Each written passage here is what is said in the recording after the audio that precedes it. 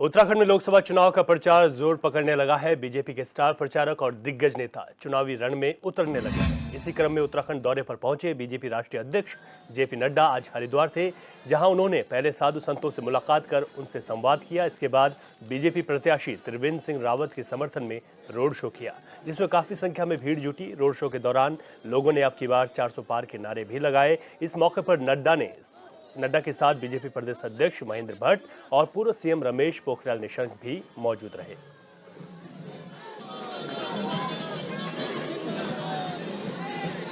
खुशी की बात यह है कि एक दौर यह भी था जब प्रधानमंत्री मंदिरों से, मठों से दूर रहा करते थे, और मोदी जी के नेतृत्व में यह भी दौर हमने देखा कि कठोर सात्विक अनुष्ठान के 11 दिन के पश्चात प्राण प्रतिष्ठा करने के लिए आए तो भारत के यशस्वी प्रधानमंत्री नरेंद्र मोदी जी आए।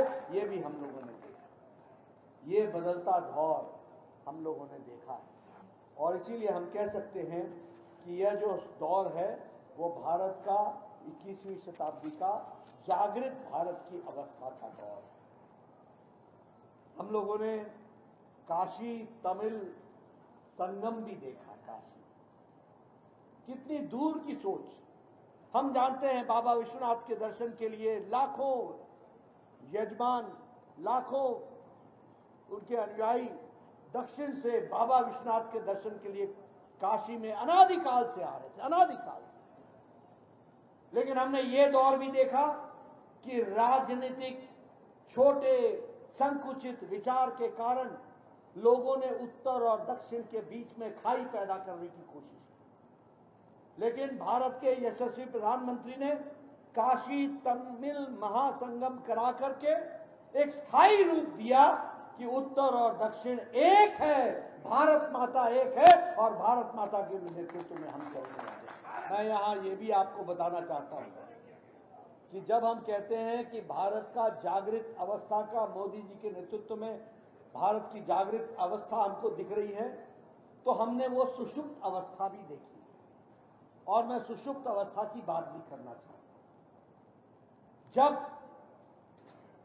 माउंटबेटन ने जवाहरलाल नेहरू से पूछा कि हम सत्ता का हस्तांतरण कर रहे हैं, तो सत्ता के हस्तांतरण करने की विधि आपके संस्कृति में क्या है, तो हमारे सात्विकता से और संस्कृति से दूर रहने वाले उस समय के प्रधानमंत्री ने कहा, हमारे यहां कोई व्यवस्था नहीं।